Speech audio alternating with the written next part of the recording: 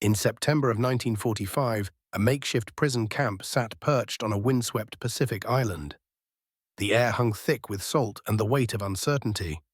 Japanese women prisoners moved through the processing lines with shuffled steps, eyes downcast, bracing themselves for the humiliation they had been conditioned to expect from their American captors.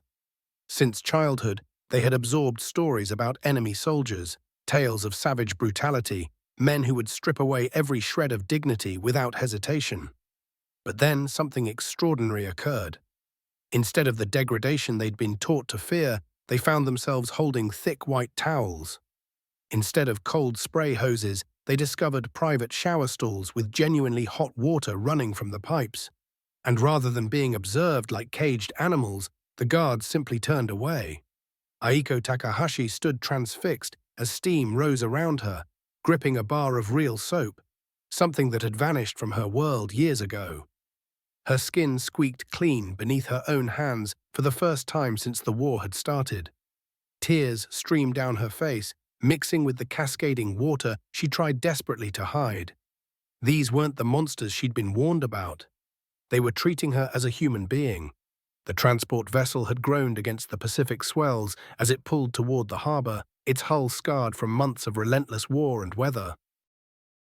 Now, in September, cooler winds moved across the island, yet the air remained heavy with salt spray and the lingering smoke of a conflict that had finally, miraculously, ended. Aiko pressed her face toward the small porthole, watching the approaching land through eyes that had learned long ago not to expect much of anything. That morning, she had folded her few possessions into a tight square, the way her mother had taught her, corners meeting corners with edges perfectly straight. It was one of those small rituals that kept her anchored to who she used to be, before everything changed. Around her in the dim hold, other women whispered to one another. Their voices carried equal measures of fear and resignation. They had all heard the stories circulating about American prison camps, about the brutal treatment waiting for captured enemies. The radio broadcasts back home had painted gruesome pictures of sadistic soldiers who enjoyed humiliation, who viewed Japanese prisoners as something less than human. When the ship's engines finally fell silent, Aiko straightened her thin cotton dress and stepped into the shuffling line of women heading toward the gangway. Her hands remained steady, they had to be, though her heart hammered fiercely against her ribs as she set foot on American soil for the very first time. The afternoon sun felt different here, somehow sharper. It cut through the gray that usually dominated the Pacific sky. The processing station consisted of wooden buildings that appeared hastily thrown together, yet surprisingly well-maintained. American soldiers in pressed khaki uniforms stood at attention, their faces mostly composed and businesslike. Aiko had expected to see snarling beasts. Instead, she found young men who simply looked exhausted and eager to leave. A Japanese-American interpreter with thoughtful eyes and ink-stained fingers stepped forward, carrying a clipboard. Takahashi. Aiko, he pronounced each syllable with deliberate care. His English carried the slight accent of someone raised speaking two languages, moving between them as naturally as walking between two different worlds. "Is that correct?" She nodded, her voice caught somewhere in her throat. He wrote her name into the ledger with the same meticulous attention she gave to folding towels, each Roman letter formed as though it possessed genuine significance. As though she possessed genuine significance. "This way, please," said a woman in a crisp white nurse's uniform. Her voice carried gentleness, almost an apology. "We'll get you settled and properly cleaned up." Cleaned up. Those words should have carried menace, should have promised forced submission, but something in the nurse's tone suggested something entirely different. Ruth Ellison moved with methodical care, leading the group of women toward a long, low building that released gentle steam into the cooling air. "Hot showers," Ruth explained, pausing at the entrance. "You'll each have 15 minutes. There are towels and soap provided." She gestured toward neat stacks of white towels, thick and pristine, and small bars of ivory soap still wrapped in their paper. Real soap. Aiko hadn't encountered real soap in over a year. The other women murmured among themselves, confusion apparent in their voices. This wasn't what they'd been prepared to encounter. The propaganda machine back home had churned out endless stories of American cruelty, of prisoners stripped of dignity and basic humanity. Yet here were towels, here was soap, here was actual privacy. Inside the shower building, canvas curtains hung from metal rings, creating individual stalls. The floors consisted of wooden slats, worn smooth but clean. Pipes ran along the walls, ending in simple showerheads that promised hot water. A female guard stood near the entrance, her back deliberately turned toward the wall, her posture suggesting she had no interest in witnessing anything beyond security concerns. Aiko stepped into her assigned stall and pulled the curtain closed. The canvas proved thick enough to provide genuine privacy, soft enough to convey care rather than confinement. She held the soap bar like a small miracle, its clean scent rising between her fingers. When she finally turned the handle, hot water cascaded across her shoulders, washing away months of accumulated grime and dread. The soap lathered rich and white, sliding across her skin with a luxury she had nearly forgotten. For the first time since the war began, her skin squeaked clean beneath her fingers. The unexpected sound was so achingly normal that tears began mixing with the shower water running down her face. She pressed her lips together, trying to contain the quiet sob, but something fundamental had shifted between expectation and reality. These weren't monsters. These were people treating her as a person deserves to be treated, with dignity she hadn't dared imagine. The days gradually developed a rhythm that startled Aiko with its gentleness. Each morning at 7, Sergeant Doyle's whistle would cut through the barracks, not harsh or cruel, but clear and predictable. The women would rise, fold their thin blankets with the precision Aiko brought to everything, and line up for the walk to the mess hall. Breakfast consisted of watery oatmeal and coffee tasting like burnt wood, yet it was hot and plentiful. By the third week, Aiko had memorized the schedule posted outside the administrative office. Showers every other day at 2 o'clock, laundry on Mondays and Thursdays, sewing class on Tuesday and Friday afternoons in the recreation hall. On Sundays, when supplies permitted, tinned peaches appeared with the evening meal, a small luxury that felt extraordinary after months of rice balls and pickled vegetables. The shower building had become a quiet sanctuary. Ruth Ellison had persuaded the camp commander to install proper privacy curtains after the first week, when one canvas divider had torn loose during a particularly busy session. Instead of punishment, there had been gentle laughter from the other women and a quick repair with medical tape. The incident revealed something profound. Even their mistakes received patient responses rather than cruelty. Kenji Sato spent his days bent over ledgers and typewriters, waging small battles with paperwork that most people would never notice.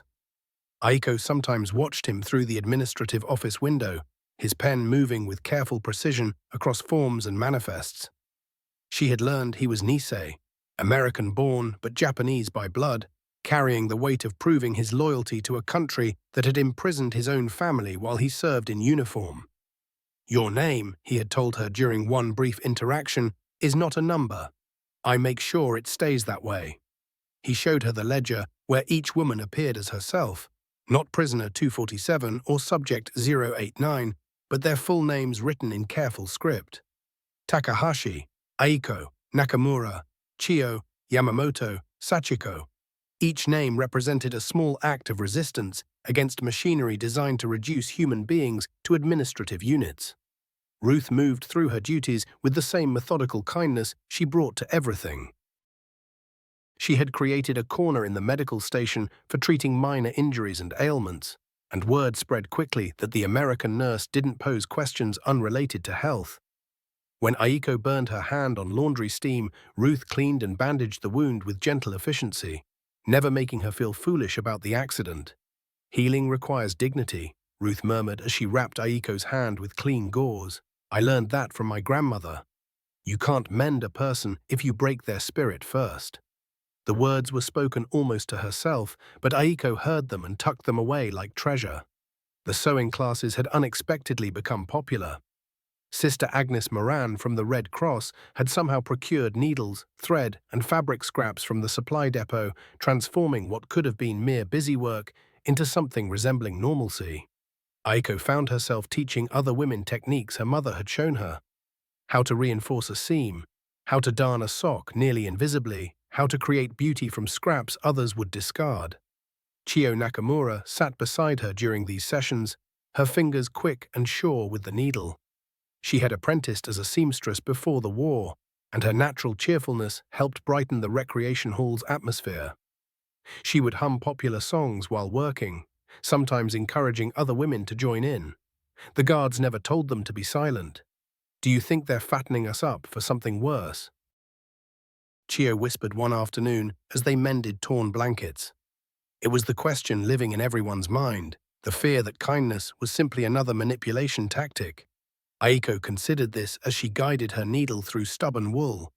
"I don't know," she admitted, "but I know that yesterday I was treated like a human being. Today I was treated like a human being. Tomorrow will have to take care of itself." When tinned peaches appeared on their trays Sunday evening, Aiko ate hers slowly, making each sweet bite last. Around her, the other women did the same, savoring not just the fruit, but the small miracle of unexpected kindness.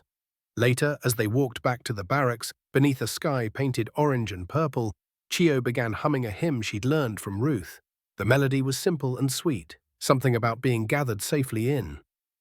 Aiko found herself humming along, and soon other voices joined them. Even Sergeant Doyle, walking her evening patrol, seemed to soften her step as the women's voices drifted across the compound. It was a small sound in a large world, but it belonged to them. Nobody tried to take it away. The news arrived on a Tuesday morning in October, delivered by Kenji with his characteristic precision. The women had gathered in the recreation hall for their usual sewing session when he appeared in the doorway, a manila folder against his chest and something resembling hope flickering in his dark eyes. "Ladies," he said, his voice carrying unusual formality, "I have an announcement from the Geneva Exchange Commission." The women set down their needles, turning toward him with the attention reserved for life-changing moments. "Your names have been placed on the repatriation manifest. You're going home." The silence that followed was so complete that Aiko could hear wind rattling the windows and distant typing from the administrative office. Then Chio released a small cry, part sob, part laughter, and the spell shattered. Women embraced each other, tears streaming down faces that had learned to guard against hope. Ruth appeared at Kenji's shoulder, her uniform crisp as always, her eyes bright with something suspiciously like tears. "The ship leaves in 3 weeks," she added gently. "I'll make sure everyone has proper documentation and medical clearance." She looked around the room at faces that had become familiar. "Even dear, I know this is what you've been waiting for." That evening, without anyone organizing or requesting permission, the women gathered in the shower building after official bathing hours had ended. Chio had suggested it during dinner, a ceremony she called it, to mark the moment they learned they were going home. They brought their precious bars of soap, most worn down to slivers by weeks of careful use. Aiko held her soap wrapper in her palm, the paper soft and translucent from handling. She had kept it folded inside her diary, between pages where she wrote 2 careful lines each night. Observations about weather, about small kindnesses, about the gradual restoration of something she was beginning to recognize as hope. Now she pressed the wrapper flat against a page, holding a sketch of the shower building, simple lines capturing the place where her world had shifted from expectation to mercy. "Like bookmarks," Chio said softly, demonstrating how the wrapper could mark a page. "To remember." Around the room, other women were tucking their soap wrappers into prayer books and journals, into letters they planned to send home, into the handful of possessions that made up their entire world. Sister Agnes Moran had managed to get her hands on a few extra bars of soap for the journey ahead, along with small cloth bags for carrying personal things. She moved through the barracks with her characteristic quiet dedication, though even she seemed affected by the weight of what was happening. "Dignity," she whispered to Ruth as they watched the women preserving those precious soap wrappers. "It's these small acts that keep dignity alive." But 3 days later, everything began to unravel. News arrived in pieces, the way terrible news always does. Whispered words between guards, Kenji's expression growing more tense by the hour. Then came an official announcement that fell like ice water. A ship bringing repatriated prisoners from another camp had gone down during a storm near the Philippines. The casualties list was empty, but the accident had forced a complete review of the exchange procedures. Photography was forbidden now. No pictures of prisoners leaving that might suggest Americans treated their enemies well. Every personal item would need additional screening. From her barracks window, Aiko watched uniformed men carrying boxes of confiscated things from the women's quarters. Diaries, letters, prayer books, anything that might hold information considered dangerous. Her own diary vanished with everything else, taking her careful records and the soap wrapper that had started to mean something like grace. The confidence that had slowly built over weeks began to crumble. Had the kindness been nothing but an act? Was the gentleness just another tool of control? These questions spread through the barracks like sickness, and even Kyo's usual hopefulness seemed shadowed by doubt. Ruth found Aiko alone in the recreation hall the next evening, staring at her empty hands. "They'll give the diaries back," she said quietly, sitting down beside her. "Once they've checked them, it's just standard procedure." "Is it?" Aiko asked, and the question hung between them like an accusation. For the first time since arriving here, she sounded like what she truly was. A prisoner questioning her jailer. Ruth sat quietly for a long moment, her hands resting in her lap with the same care Aiko brought to everything. "I don't know," she finally admitted, "but I do know that some things they can't take. Not really. The kindness you've gotten here, that's real. The dignity you've kept, that belongs to you." She paused, then spoke more gently. "Sometimes believing in mercy means accepting that things are complicated."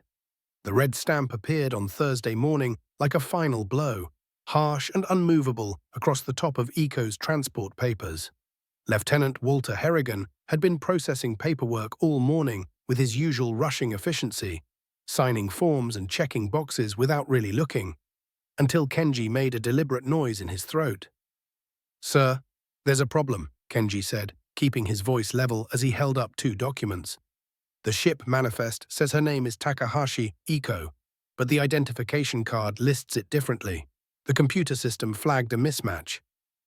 Harrigan barely looked at the papers. "Then she goes on the next transport," he said, "simple administrative fix." He reached for his stamp pad, the red ink still fresh from that morning's work. "Next case, sir." "If I could just verify which spelling is correct," Kenji tried. But Harrigan was already pressing down hard with his stamp. Reassigned, the letters bleeding slightly into the paper like something permanent carved in stone. "The manifest is final, Sergeant. We can't hold up an entire ship because someone can't spell their own name the same way twice." Harrigan waved him away. "She'll get on the next available transport, probably just a couple weeks away." Kenji stared at the red stamp, his jaw tightening in a way that said he was being very careful about what came next. "Sir, with respect, it looks like the mistake is on our end, not hers. I have her original intake paperwork." "The decision's made, Sergeant," Harrigan said, shutting him down, "unless you've got some real military reason to question my paperwork." Outside the office, Aiko waited with her bundle of belongings, watching through the window as men argued over a single letter that would decide her fate. She watched Kenji's shoulders go rigid, watched him shuffling through papers with growing desperation, watched Harrigan's impatience growing. When Kenji came out, his face said everything. "I'm sorry," he said simply. "There's been a mistake. You'll have to wait for the next transport." The words cut through her like winter cold. Around her, the other women were gathering their things, talking excitedly about heading home. Chio came to her side, worry breaking through her usually bright expression. "What is it?" Chio asked, but understanding was already moving into her eyes. No, they wouldn't separate us now, not this close. But they did, and they had.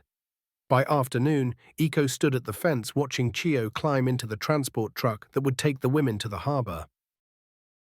Chio pressed her face to the back window, mouthing that she'd wait, that she'd find Aiko's family, that she'd remember everything. The truck turned the corner, gone, leaving only dust and a feeling of being utterly alone. Ruth found her there an hour later, still holding the fence. "This isn't acceptable," Ruth said, her usual composure broken by anger. "I've filed an official complaint with Captain Denton. Kenji has proof that our office made the error. Will it make any difference?" Aiko asked flatly. Ruth paused before answering honestly. I don't know, but I won't stop fighting. That evening, Kenji showed up at the barracks with an armful of files and a determination that made him look like Iko's father, preparing for a serious business meeting. He spread papers across the table, intake forms, work records, medical files, class rosters. Your name appears 37 times in our records, he announced, pointing to each one. 36 times it's spelled correctly as Takahashi. Only once, on the computer card that made the manifest, is it wrong.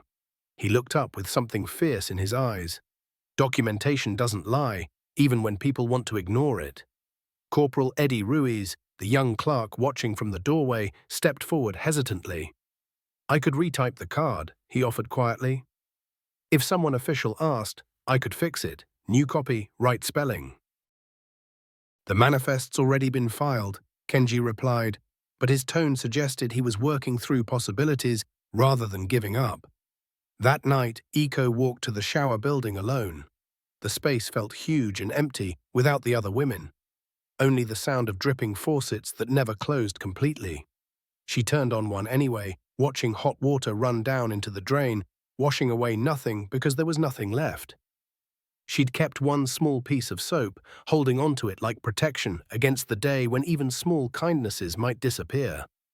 Now she held it in her palm, feeling its smooth surface, remembering that first shocking experience of steam and solitude and clean water.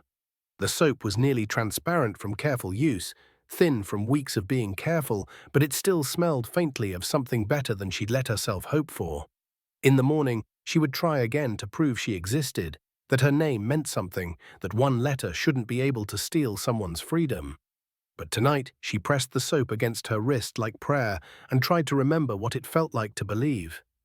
The wash house looked different in early dawn light, quiet except for Aiko and the steady drip from pipes worn by years of Pacific storms. She sat on the wooden bench where women had once talked while waiting their turn, holding the soap sliver that had become her last real connection to when kindness seemed within reach. The soap was almost gone now, worn to a transparent film, barely filling her hand, but she held it against her wrist anyway, a ritual that had become something sacred.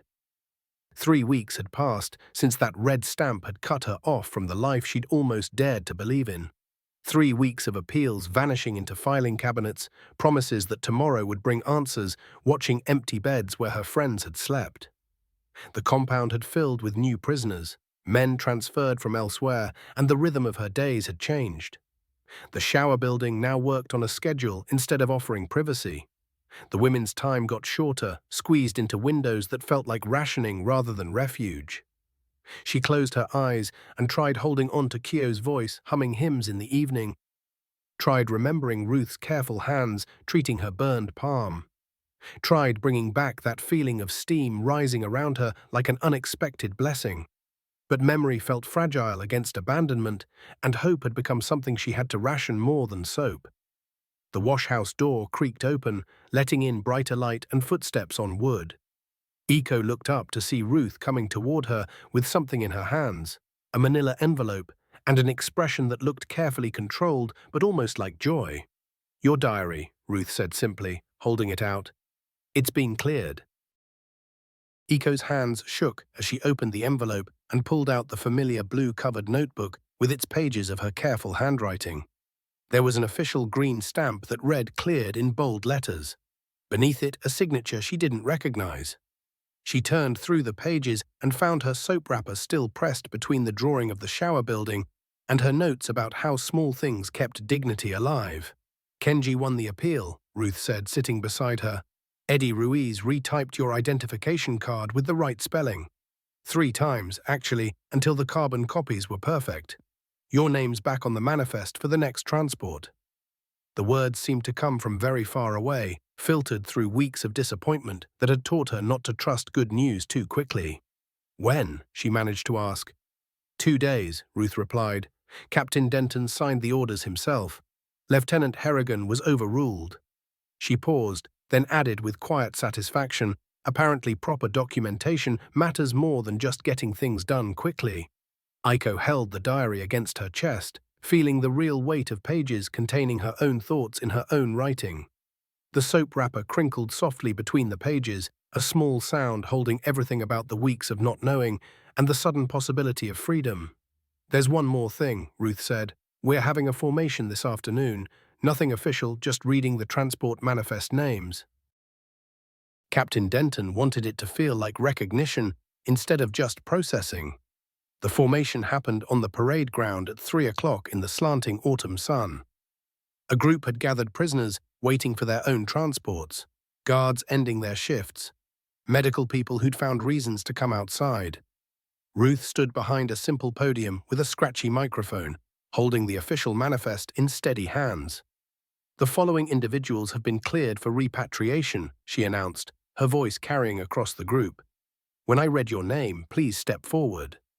One by one, she called names with careful pronunciation, giving each syllable its proper importance. Not numbers, not categories, but names, real names belonging to real people with histories and families and futures beyond this temporary place. "Takahashi, Aiko," Ruth called, and Aiko stepped forward on uncertain but determined legs. Her name hung in the air for a moment, solid and complete, before the wind carried it across the compound like a small victory. The next morning, she stood at the compound gate with her diary in her bundle, the soap wrapper still pressed between its pages. No longer a symbol of what might be lost, but proof that dignity could survive systems meant to destroy it. That mercy could be stronger than bureaucracy. That restraint itself could be a kind of strength. Ruth and Kenji stood at the fence, watching her board the transport truck that would carry her to the harbor and the ship taking her home. She pressed her palm against the window in a gesture that was goodbye and gratitude and recognition that some kindnesses change everything, even when they come from the most unexpected quarters.